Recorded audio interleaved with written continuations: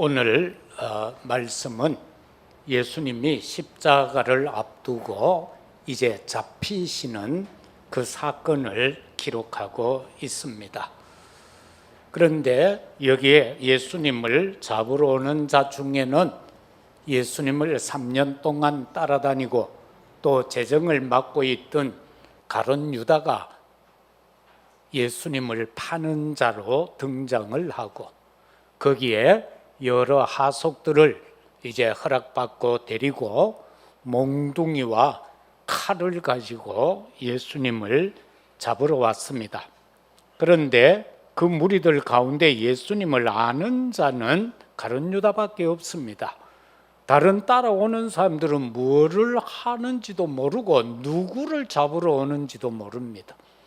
그래서 예수님이 있는데도 예수님을 잡지를 못해요. 그래서 던진 예수님의 질문이 너희가 누구를 찾느냐는 겁니다.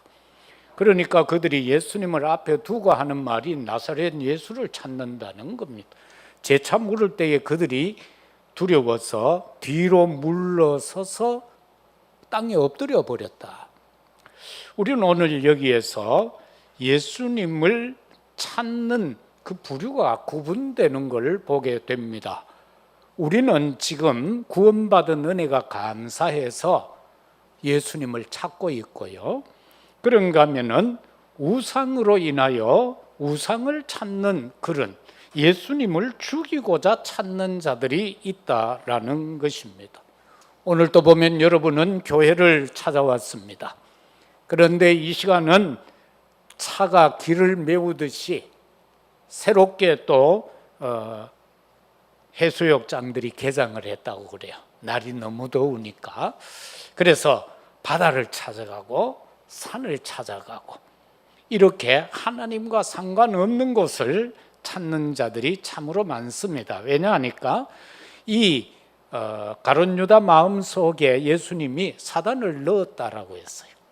그것처럼 오늘날 또 많은 사람들이 사단이 그 마음을 장악해버렸다라는 사실입니다.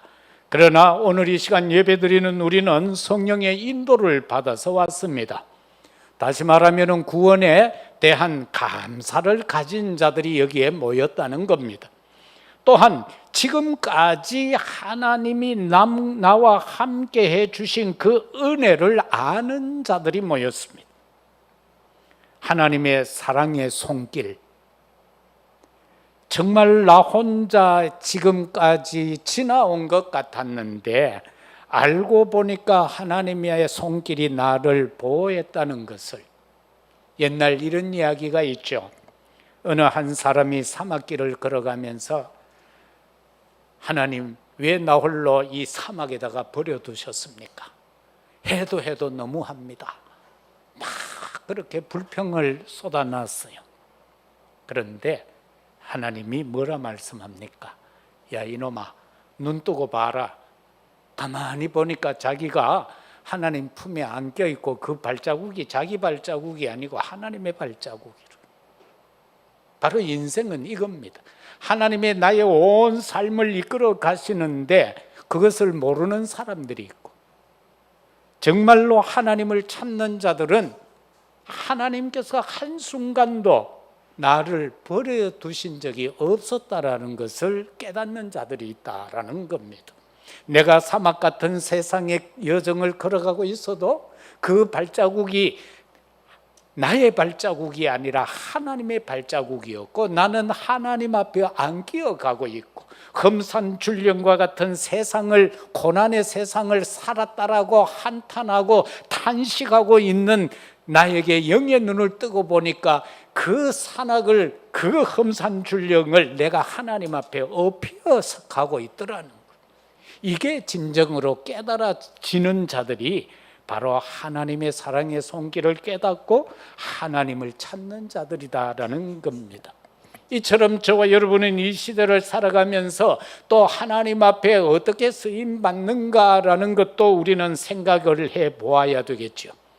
가룟 유다 같은 경우는 제자의 삶을 살다가 결국은 예수를 파는 자의 그릇이 되어지고 말았습니다.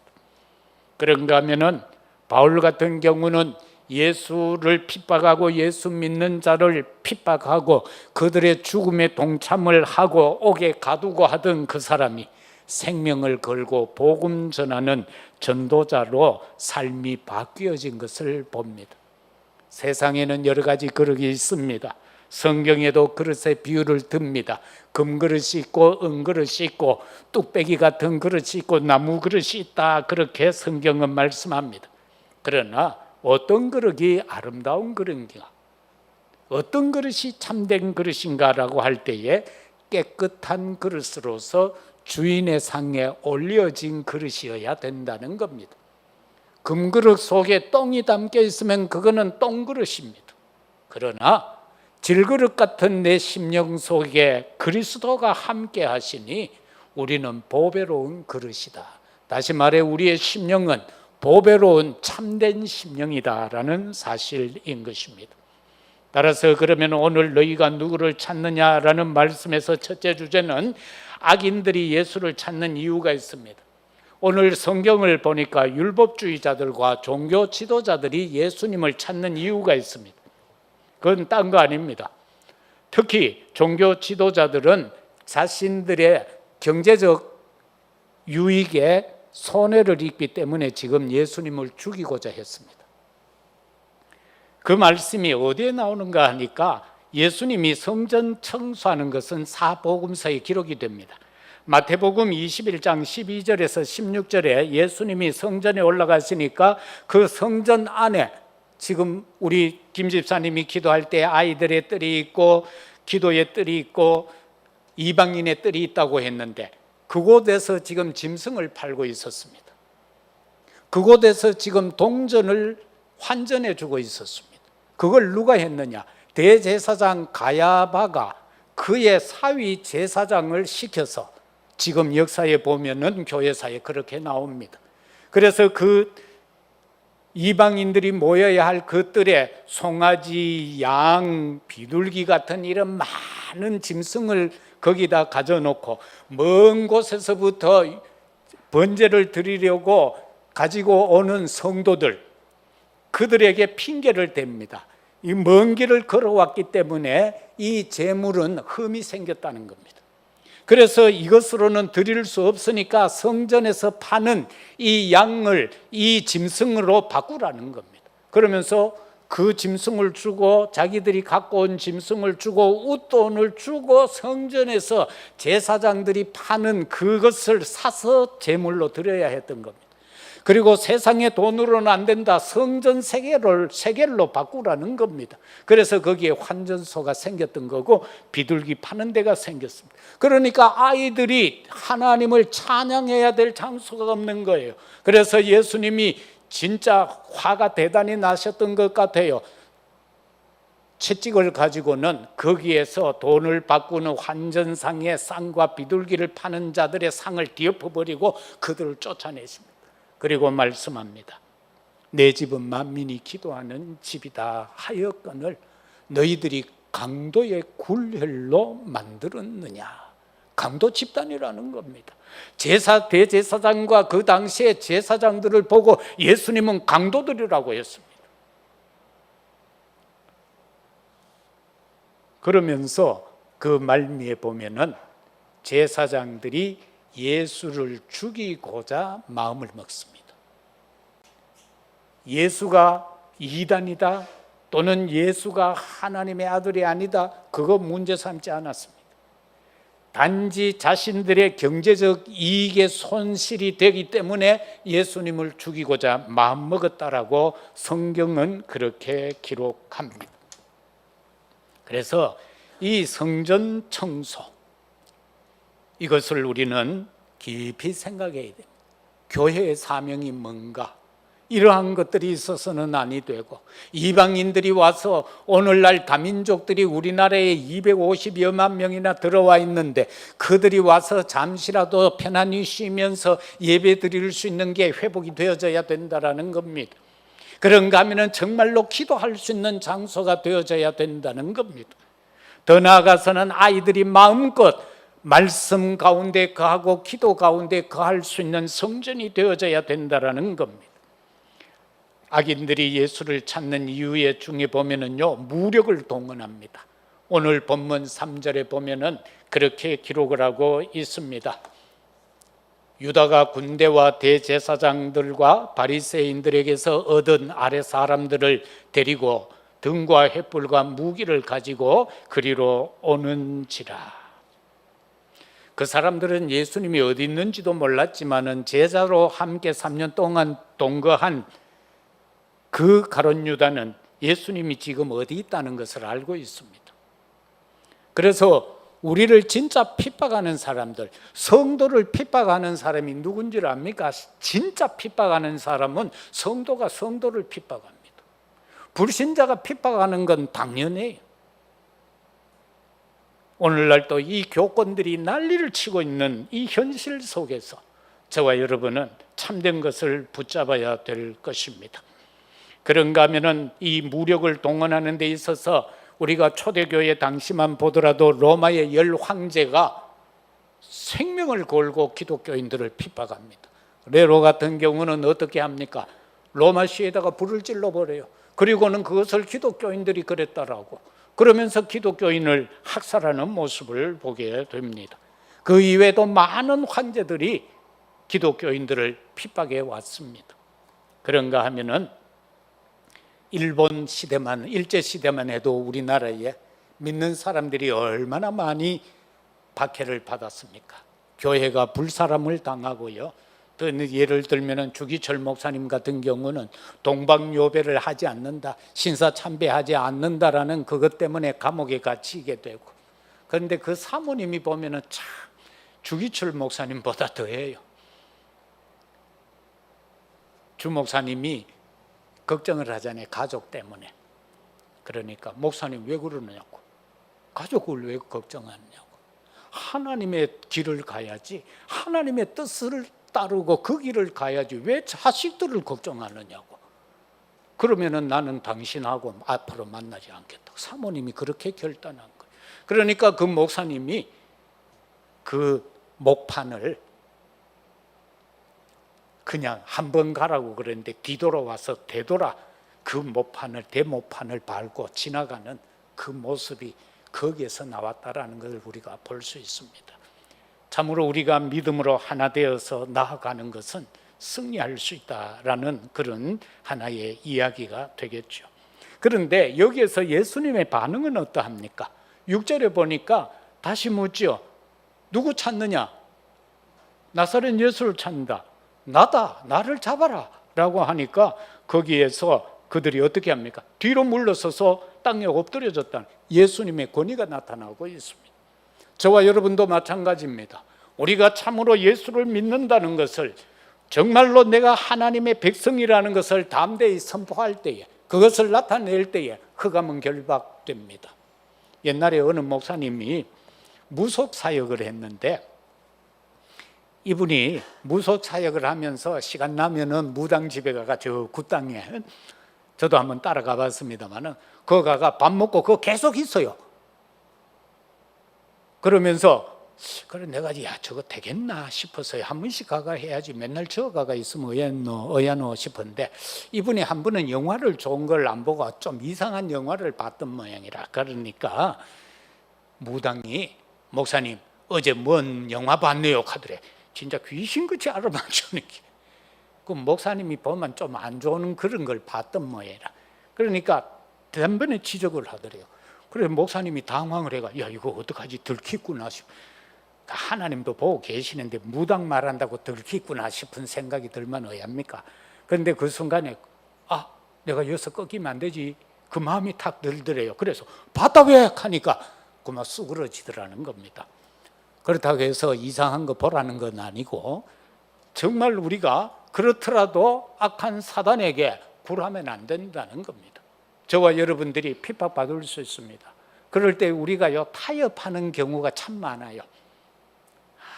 가정의 평화를 위해서, 또 인간관계를 위해서 아이 그래 내가 좀 양보하면 되겠지. 뭔 너무 영적인 걸 양보합니까? 그때는 담대하게 해야 돼요. 초대교회 성도들이 그래서 승리한 거예요. 우리가 일제시대에 한국교회가 살아남은 것이 바로 순교의 피를 흘렸기 때문에, 6.25 때도 정말로 그 믿음의 역사를 나타내고 굴하지 않았기 때문에 한국교회가 오늘날 이렇게 존재하고 있잖아요. 참 믿음이라고 할 때는 또 재밌는 이야기가 하나 있는데, 옛날에 워낙 가뭄이 심하니까 그 동네는 거의 예수를 믿었던 모양이죠. 목사님이 장로님들과 대화를 나누고 우리 저 산에 올라가 비 오게 해달라고 기도합시다. 이제 교회에서 의견을 일치한 거예요. 그래서 이제 재직계 통과를 하고 온 성도들이 이제 저 앞산에 올라가 기도하러 올라갑니다. 비 달라고. 근거는 있잖아요. 엘리야가 거짓 선지자 850명하고 갈멜 산상에서 싸울 때도 바로 그러했으니까요. 그런데 산에 올라가는데 유치부 하나가 우산을 들고 오는 거예요. 어린애가, 주일 학생 하나가 우산을 들고 달랑달랑. 그러니까 집사들이 말했어요. 야 임마! 이 맑은 날에 뭔 우산 들고 오느냐고. 이 아이가 뭐라 했겠어요? 집사님 왜 그래요? 우리 하나님 앞에 비 오라고 기도하러 올라가는데 비 올 것 아니에요. 그래서 우산 갖고 왔는데요. 누구 믿음이 진짜 믿음입니까? 그날 비가 왔는지 안 왔는지 결론적인 이야기는 없었습니다만, 과연 누구 믿음이 진짜 믿음입니까? 비 달라고 기도하러 올라가면서 우산을 준비해서 간 아이가 진짜 믿음입니까? 아니면 그 아이 보고 호통을 친 집사가 진짜 믿음입니까? 오늘날 저와 여러분들의 기도도 어떤 기도가 되어야 하는가, 그거를 보여주는 그런 내용이겠죠. 그런가 하면은 예수님이 이런 상황에서도 8, 9절에 보니까 제자들을 보호합니다. 나는 잡고 나와 함께하는 자들은 집으로 가게 하라. 그런데 그게 왜 예수님이 그렇게 말씀하셨는가 하니까 9절에 가보니까 하나님의 말씀을 이루기 위해서다, 그렇게 말씀하고 있습니다. 하나님의 말씀은 성취됩니다. 하나님의 말씀은 응답됩니다. 그래서 저와 여러분은 송이꿀보다 더 단 그 하나님의 말씀을 주야로 먹어야 됩니다. 주야로 묵상해야 됩니다. 그럴 때에 거기에는 시냇가에 심은 나무가 시절을 쫓아 아름다운 열매를 맺음과 같은 역사가 일어나게 될 것입니다. 그래서 말씀을 응하게 하기 위해서 제자들을 보호합니다. 그런가 하면은 또한 아버지가 주신 잔을 내가 어찌 피할 수 있겠느냐. 다른 부분에 마가복음이나 누가복음의 그런 곳에 보면 예수님이 여기에서 그들이 와서 예수님을 잡으려 할 때 베드로가 칼을 빼들고는 그 제사장의 종 중에 하나의 종의 귀를 잘라버립니다. 그 이름이 말고인데, 그런데 예수님은 그 귀를 주워다가 또 붙여줍니다. 그러면서 하시는 말씀이 칼을 가진 자는 칼로 망한다고 그랬습니다. 칼을 쓰지 말라는 겁니다. 왜? 이 잔을 내가 마셔야 되는데, 내가 12영이나 더 되는 하나님의 군대를 동원할 수 없는 줄 아느냐. 내가 이 잔을 피하고자 했다면 하늘 군대를 동원을 하면 끝인데, 그러면은 나는 이 땅에 오신 참 선지자 제사장 왕의 직분을 내가 이행할 수 없다는 겁니다. 내가 십자가에서 죽어야만 그 공의가 성취된다는 겁니다. 그래서 내가 지금 잡히는 것이 아버지의 뜻인데 너는 이걸 막느냐? 내가 이걸 원하지 않았다면 12군데 더 되는 영을 내가 동원할 수도 있다. 그런데 내가 그걸 하지 않지 않느냐? 왜? 이 잔은 내가 마셔야 할 잔이다. 골고다에서 기도하실 때에 거기에서 예수님이 잡히시기 전에 그가 겟세마네 동산에서 기도하는 내용도 나오잖아요. 땀방울이 변하여 핏방울이 되기까지 간절하게 기도하는 그 모습. 그러나 내 원대로 하지 마시고 아버지 원대로 하라고. 저와 여러분의 삶이 내 뜻대로의 삶이 되면 안 됩니다. 내 계획대로의 삶이 되면 안 되고 내 방법대로의 삶이 되면 안 됩니다. 아버지의 뜻이 무엇인가? 아버지의 원이 무엇인가? 그 길로만 가면 되는 겁니다. 그러면은 그 길이 힘들어도, 그 길이 어려워도, 그 길이 아닌 것 같아라도 성취되어질 수밖에 없는 응답의 길이 될 줄로 믿습니다. 그래서 예수님은 십자가 대속의 제물이 되시기 위해서 이 땅에 오셨기 때문에, 말씀이 육신이 되어 아버지가 친히 오신 것은 나의 피로 말미암아 수많은 짐승이 죽어도 해결할 수 없는 그 원죄 문제는 내가 한번 죽어야 끝이 난다는 것 때문에 바로 주님은 그렇게 하셨습니다. 두 번째는 주님을 사모하여 찾는 자들. 시편 42편 1절에 보면은 예수님을 찾는 자들의 심정이 어떠해야 하는가를 이렇게 말씀하지요. 내 영혼이 주를 찾기에 갈급한데, 거기에 시편은 어떻게 말합니까?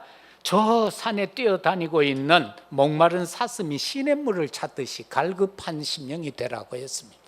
저와 여러분의 심령이 바로 그러해야 하는 겁니다. 부자의 심령 가지고는 안 됩니다. 가난한 자의 심령을 가지고 정말 여기서 말하는 것처럼 사슴이 시냇물을 찾듯이 갈급함으로 주님을 찾으라, 그 말씀인 것입니다.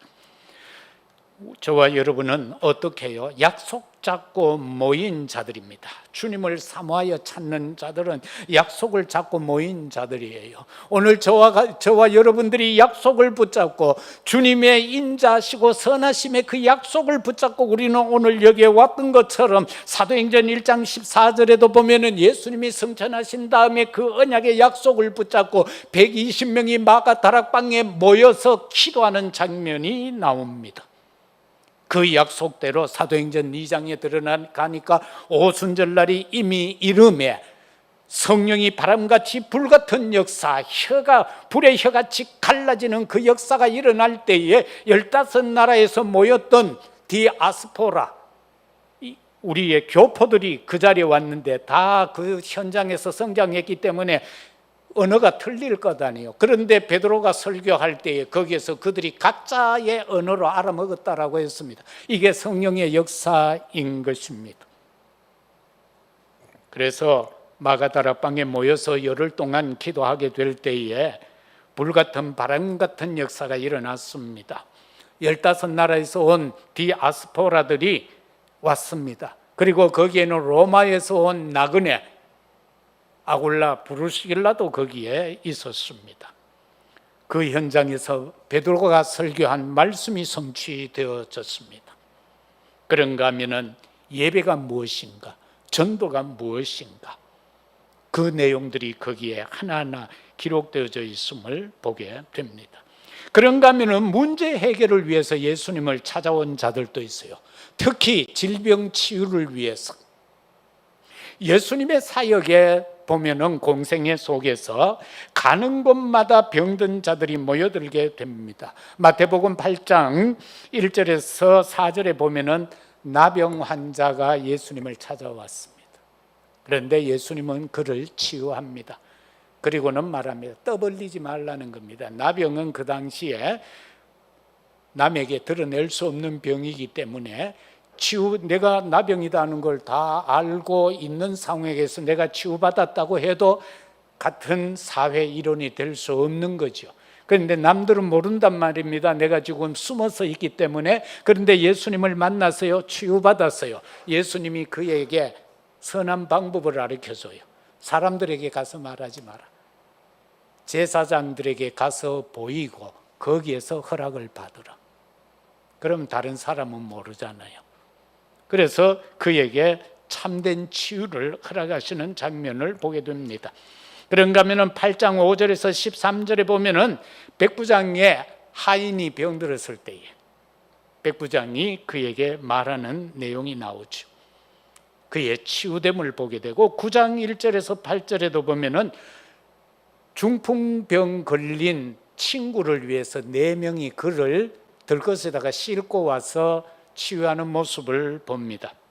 그런가 하면 18절에서 26절에서는 관리의 딸을 치유해달라고 관리가 왔을 때에 그 집으로 가는 중에 12해 동안 혈류병으로 고생하던 여인이 예수님이 지나간다는 소문을 듣고 그래 예수님의 옷자락만 내가 만져도 낫겠다라는 그 믿음으로 예수님 옷자락 만지고 치유받는 장면이 나옵니다. 예수님은 뭐라고 합니까? 누가 나 만졌지? 제자들은 말합니다. 군중들이 밀치고 있는데 누군지 예수님 그거 하면 어떡합니까? 라고 하니까 아니다, 내 능력이 빠져나갔다라는 겁니다. 깜짝 놀란 여인이 제가 그랬습니다. 무엇을 원하느냐? 낫기를 원합니다. 그런데 이 치유에 꼭 동반된 내용이 있어요. 예수님이 꼭 하신 말씀이 있어요. 치유를 하시면서 하신 말씀을 보면은 네 죄 사함을 받았다라고 했습니다. 예수님은 그냥 육신의 치유만 한 것이 아니라 그 영혼을 구원까지 하셨다라는 사실입니다. 예수님은 그 영혼 구원을 위해서 치유한 것이지 치유가 목적이 아니었다라는 겁니다. 옛날에 우리나라가 어려울 때 기독교 초창기에는 가난하니까 믿어라, 부자 된다 막 이렇게 가르쳐서요. 그런데도 그게 역사가 일어났어요. 그러나 진짜는 뭡니까? 부유해지는 게 목적이 아니잖아요. 구원받는 게 목적이잖아요. 치유가 목적이 아니잖아요.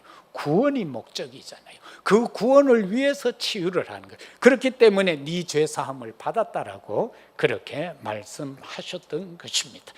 그런가 하면은 마가복음 9장 14절에서 29절에도 보면은 자녀가 이 간질병인 것 같아요. 막 불로도 뛰어들고 물에도 뛰어들고 하는 아이를 가진 이 아버지가 제자들을 찾아와서 예수님이 어디 다른 데 계셨고 고쳐달라고 하죠. 제자들은 안 되잖아요. 그래서 예수님이 왔어요.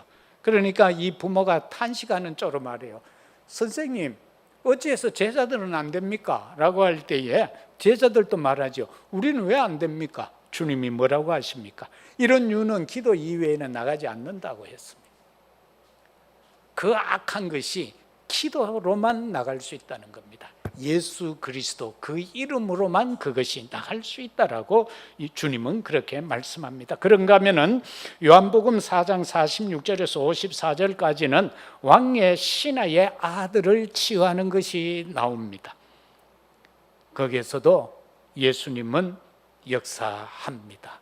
그들의 말을 듣고 그렇게 하고자 할 때에 주님은 거기에서 이미 치유된 것을 말씀하셨고 그가 나은 것과 주님이 말씀한 시간이 동일한 것을 그들이 확인하고 모두가 예수를 믿게 된 사실을 보게 됩니다. 그 다음에는 구원받을 자는 어떠한 심령이 구원을 받을 수 있는가? 우리는 그것을 누가복음 19장에서 삭개오를 통하여 볼 수가 있습니다. 삭개오는 그 지역의 세리장이죠. 그런데 그 삭개오가 예수님이 자기 동네에 오신다는 소문을 듣고 예수님 한번 만나봐야 되겠다. 그래서 성경에 보면 그가 키가 작았더라. 그래서 그는 길가에 있는, 요즘으로 치면은 이제 이런 가로수겠죠. 거기에 옛날 성경에 보면 오역이대가 뽕나무라고 그랬는데 돌무화과나무가 이제 쫙 심겨 있었는데 거기 올라갔어요. 올라갔는데 희한하잖아요. 우리가 그냥 사람들이 군중이 많은데 지나가면 그 뭐 나무 위에 누가 있는지 일반적으로는 모를 수 있잖아요. 그런데 예수님이 그 나무 아래 오시자마자 걸음을 멈추셨어요. 그리고는 삭개오야 내려오라고 그랬어요. 이름까지 알았었어요. 저와 여러분도 이렇게 해서 주님 앞에 온 겁니다. 일하나 내려온나, 제시나 내려온나, 석주나 내려온나, 이래가지고 우리는 하나님 앞에 부름받은 거예요. 그래서 우리는 구원받은 거예요. 그래서 정말로 저와 여러분들이 이 삭개오가 그래서 거기에서 보면은 즐겁게 내려와서 예수님을 영접해요. 그리고 우리 집에 가자는 거예요. 그런데 그 당시에 율법적으로는 이방인의 집에 들어가면 안 돼요. 그런데 예수님은 그 집으로 가요. 그리고는 삭개오가 거기에서 회개하는 의미로 실행을 옮깁니다. 내가 지금까지 누구 것에 대해서 돈을, 세리장이니까 얼마나 많이 그 당시에 그걸 착복을 했겠어요. 착복이 했는 게 있으면 4배로 갚겠습니다. 남에게 잘못 빼앗은 것이 있으면 배로 갚겠습니다. 거기에서 자신의 지금까지 삶 속에서 그것을 회개하는 의미로 그렇게 갚겠다라고 합니다. 주님은 그에게 놀라운 축복의 역사로 구원의 역사를 베푸는 것을 보게 됩니다. 그래서 저와 여러분은 하나님께 은혜 입은 자가 되어야 됩니다. 우리가 네피림 시대 창세기 6장 노아 시대, 그 홍수 시대에도 살아남은 자는 오직 하나님께 은혜 입은 노아와 그 가족뿐이었음을 우리는 알고 있지 않습니까? 그래서 저와 여러분도 오늘 이 시간 하나님께 은혜 입은 자의 자리에서 흔들림이 없는 여러분의 남은 생애가 되시기를 예수 그리스도 이름으로 축복합니다. 마지막은 왜 우리는 주님을 찾는가? 오늘 이 시간 저와 여러분은 왜 주님을 찾아야 합니까? 성경은 이렇게 말씀합니다. 살리는 것은 영이니 육은 무익하다. 육은 무익하다는 겁니다. 살리는 것은 영이라는 겁니다. 그래서 저와 여러분이 이 시간 하나님 앞에 예배드리면서 간구하는 것은 딴 게 아니다. 하나님의 사랑을 누리고 영적 힘을 회복하기 위해서다. 하나님의 사랑을 저와 여러분은 누려야 돼요. 그 사랑은 죽음의 사랑인데요, 하나님이 세상을 이처럼 사랑하사 독생자를 주셨으니 이는 저들 믿는 자마다 멸망치 않고 영생을 얻게 하기 위해서 자기가 죽는 게 하나님의 사랑이에요. 로마서 5장 8절에서도 하나님이 우리를 사랑한다는 그 확증이 십자가에 못 박혀 죽는 것이 바로 나를 사랑하셨다라는 확증이다라고 말씀했어요. 그래서 바울은 그걸 깨닫고 갈라디아 2장 20절에서 나는 죽는다는 거예요. 어디에? 이미 십자가에서 예수님이 못 박혀 죽을 때 나도 죽었다는 거예요. 그래서 나는 내가 산 것이 아니고 내가 내 안에 그리스도만 사신 바가 되었다라고 했어요. 바울은 많은 사람들 앞에 이렇게도 고백했습니다. 나는 날마다 죽는다라고 했습니다. 이건 어떤 육적인 죽음을 말하는 것이 아니라 영적 죽음을 말하는 것입니다. 그래서 누구에겐가 위하여 죽을 수 있는 나, 그죠? 영적으로 죽을 수 있는, 누군가를 위해서 정말 중보 기도로 내 생을 드릴 수 있는 그런 대상자가 있어야 되겠죠. 나 지금 구원을 위해서 기도할 사람이 아무도 없어. 그러면 곤란하겠죠. 누군가가 구원을 놓고 내 기도 속에 있는 자가 있어야 돼요. 그를 위해서는 나를 어느 정도 희생을 해야 돼요. 어떤 희생요? 시간도 희생을 해야 되겠고, 때로는 자존심도 희생해야 되겠고요. 그렇잖아요. 인간은 자기 자존심 때문에 남을 유익하게 할 수가 없어요. 내 자존심이 꺾여야, 그게 죽어야만 남을 유익하게 할 수가 있다라는 겁니다. 그리고 또한 영적인 힘을 위해서 이 시간 저와 여러분은 주님을 찾습니다. 이사야 40장 27절에서 31절 내용 아닙니까? 거기에 보면은 아이도 젊은이도 장정도 피곤하고 곤비하고 막 그래요. 그런데 여호와를 앙망하는 자만 새 힘을 얻는다고 했어요. 인간의 삶은 다 피곤해요.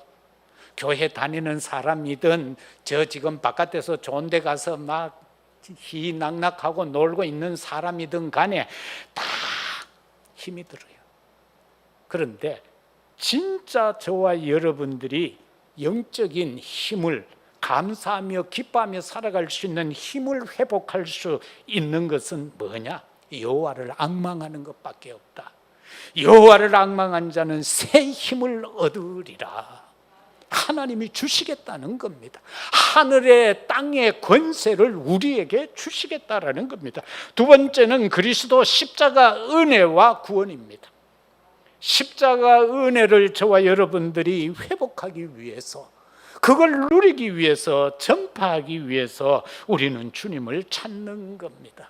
구원의 역사를 이루기 위해서 말입니다. 주님도 십자가 상에서 마지막 남긴 말씀이 요한복음 19장 30절 아닙니까? 다 이루었다.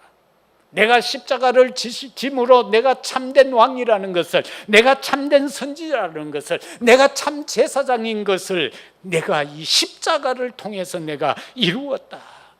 이것이 바로 구원이다라는 겁니다. 에베소서 2장 5절에서 9절 내용도 보면은요, 허물로 죽은 우리를 그리스도와 함께 살렸다라고 했어요. 그것을 가르쳐서 은혜로 구원받았다라고 말씀하고 있습니다. 그런가 하면은 그리스도 안에서 함께 하늘에 앉히겠다라고도 말씀했습니다. 또한 은혜의 그 은혜로, 그 믿음으로 구원에 이르겠다. 우리의 선한 것을 통하여서 구원 이룬 것 아니다. 우리의 행위를 통해서 구원한 것이 아니다라는 겁니다. 그래서 이 구원에 대해서 주님은 이렇게 말씀했습니다. 너희에게서 난 것이 아니요 구원은 하나님의 선물이다. 저와 여러분은 지상에서 최고 좋은 선물을 받은 사람들입니다. 그래서 그 선물요 기스 안 나게 잘 보관하십시오. 그리고 그 선물 마음껏 자랑하세요.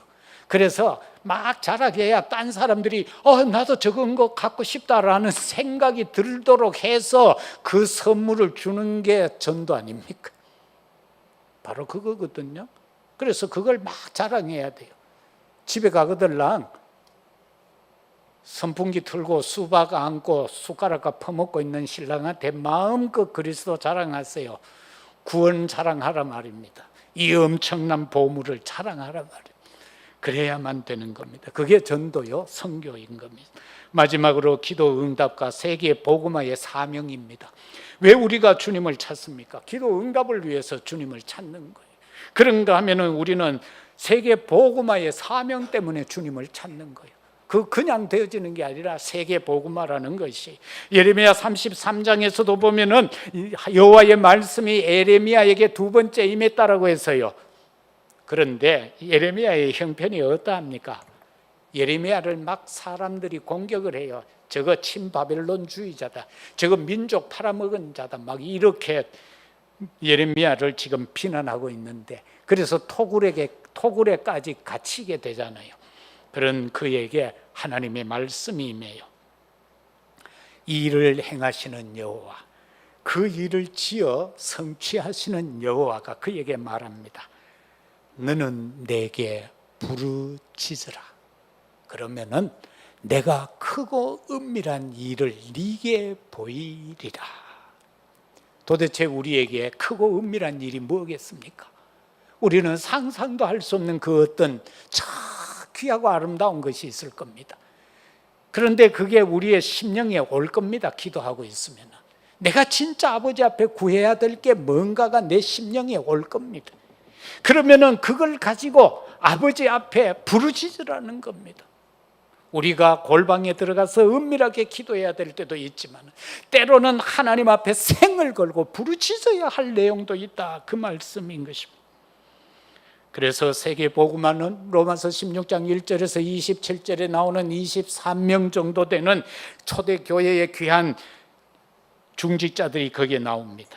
그들은 이명계약자들이었습니다.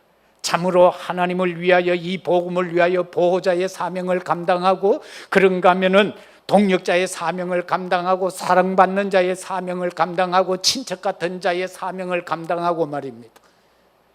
그러면서 수고하고 칭찬받는 자의 사명, 또 한 걸음 나아가서 교회와 전도자의 식주인이 되는 그 사명으로 세계 복음화에 올인하고 있는 그들이 로마서 16장에 기록이 되어져 있습니다. 그 사명입니다. 저와 여러분은 어느 정도의 응답을 받아야 할까요?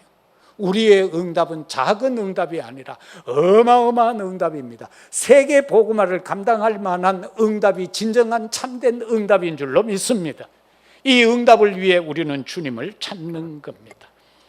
결론적으로 저와 여러분은 사도행전 13장 48절의 말씀, 영생 주시기로 작정된 자는 다 믿더라. 영생 주시기로 작정된 자는 다 믿더라. 그리고 디모데에게 바울은 말합니다. 디모데후서 4장 2절에서 너희는 말씀을 전파하라. 때를 얻든지 못 얻든지 증인의 삶을 살으라고 그렇게 말씀합니다. 오늘 여기 예수를 잡으려고 찾아온 자들이 있었으나 저와 여러분은 하나님의 능력과 그 은혜와 그리고 우리의 주어진 사명을 위해 주님을 찾는 오늘이 되고 또 이 시간이 되고 이 말씀을 한 주간 묵상하면서 참으로 주님이 원하는 주님을 찾는 자들이 되시기를 예수 그리스도 이름으로 축복합니다. 아버지 하나님 참으로 감사합니다. 너희가 누구를 찾느냐? 예수님을 앞에 두고도 예수님을 모르는 사람들이 예수님을 잡으러 왔습니다. 이거는 이방인들이, 지옥 갈 자들이 찾는 방식입니다. 그러나 오늘 구원받은 우리는 하나님의 사랑과 영적인 힘과 그리스도의 십자가 은혜와 구원, 그리고 그 이름으로 임하는 기도 응답과 우리에게 당부한 세계 복음화의 사명을 위하여 주님을 찾습니다. 이 시간 우리의 기도에 응답하시고 이 시간 선포된 대언의 말씀에서 응답을 누리게 하옵소서. 예수 그리스도 이름으로 기도드리옵나이다. 아멘.